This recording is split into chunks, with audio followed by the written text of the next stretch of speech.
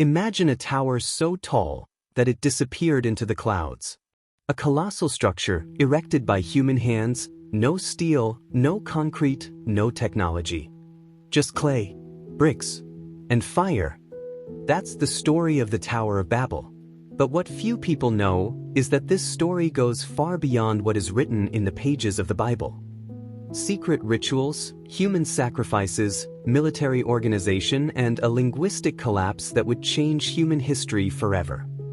And they said, "Come, let us build us a city, and a tower whose top will touch the heavens." Genesis 11 verse 4. But what if the Tower of Babel wasn't just a symbol of pride? What if it had been built out of fear?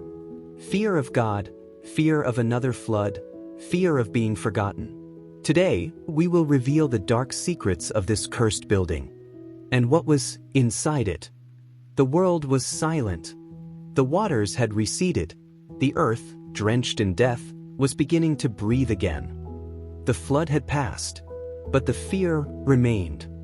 "I will establish my covenant with you, that all flesh shall no longer be cut off by the waters of the flood." Genesis 9 verse 11. But God's promise did not quench man's fear. The memory of God's fury still burned in the minds of the survivors. And then an idea was born. A city, a refuge, a tower that could touch the sky. Not to honor God, but to escape Him. The tower was not born of pride, but of trauma. Man didn't just want to be great, he wanted to be immortal. He wanted to control the sky, manipulate fate, and perhaps intimidate the Creator himself. But something even darker was seeping through the foundations of that tower. A silent, organized rebellion led by an enigmatic man, Nimrod. He would be the architect of the first city and the first empire against God. In the land of Sinir, among ashes and bricks, a man arose unlike any other. His name was Nimrod. And he didn't hunt animals, he hunted souls. Cush gave birth to Nimrod, who began to be powerful on earth. He was a mighty hunter before the Lord.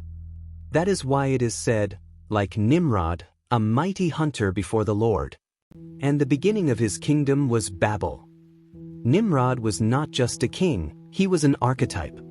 He embodied the spirit of rebellion. A man who didn't want to serve, but to be served.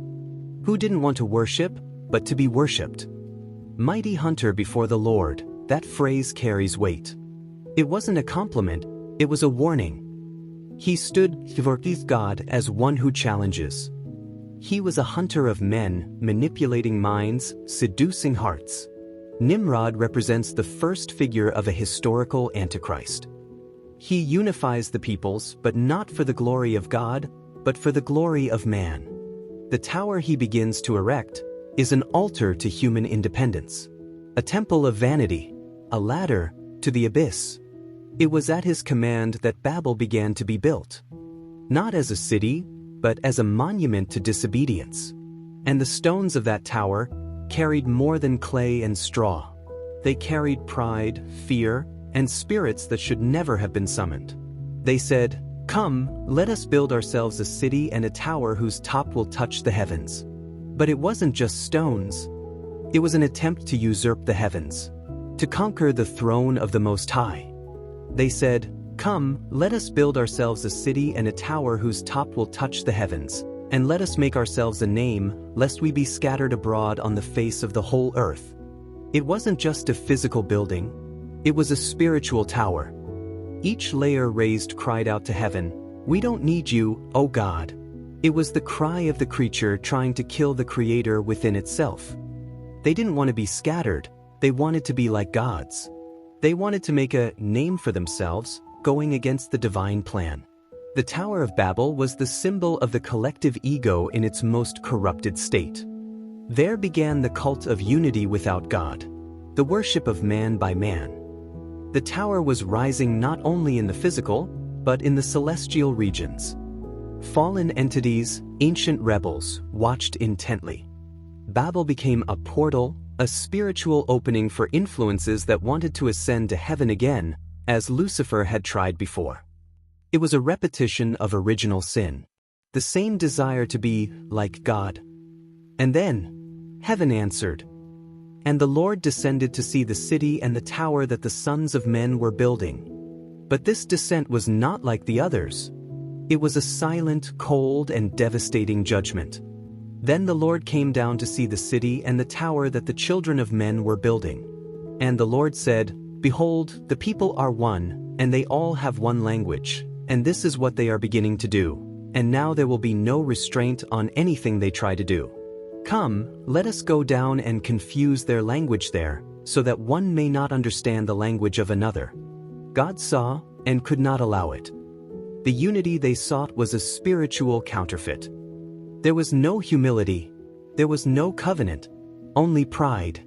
And so, the Lord came down. The unified language represented more than communication. It was the bridge that connected man's rebellious heart to the invisible powers.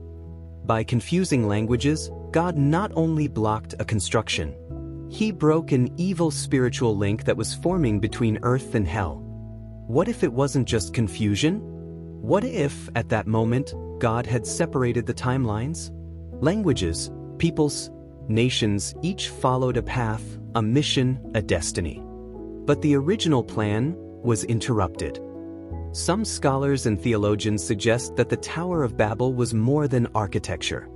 It could have been the first interdimensional portal erected on Earth, an attempt to break down the boundaries between the physical and spiritual worlds. And God closed that portal. Babel fell, but the rebellion against God never ceased. And some say that the spirit of Babel lives on, waiting for another time, another name, another leader. Babel fell, but something of it remained. It wasn't just scattered stones, but ideas, vices, and a spirit that has crossed the centuries, hiding behind empires, kings, and religions. A spirit that will be fully revealed in the days of the Antichrist. And there came one of the 7 angels, saying, Come, I will show thee the judgment of the great whore that sitteth upon many waters. And on her forehead was written the name Mystery, Babylon the Great, the mother of whoredoms and abominations of the earth. Revelation 17 verses 1 and 5. Babel wasn't just a building. It was a spiritual prototype. There man's desire to be like God was born. The centralization of power, the manipulation of the masses, the unified language at the service of total control. These same elements would be repeated in future empires: Egypt, Babylon, Persia, Rome. All of them with one trait in common: the glory of man above the glory of God. But she will be judged. Babylon the Great will fall in a single hour, and the kings of the earth shall weep, for they shall see the smoke of her destruction. Woe to that great city Babylon, that mighty city! For in 1 hour your judgment has come. Babel was only the beginning.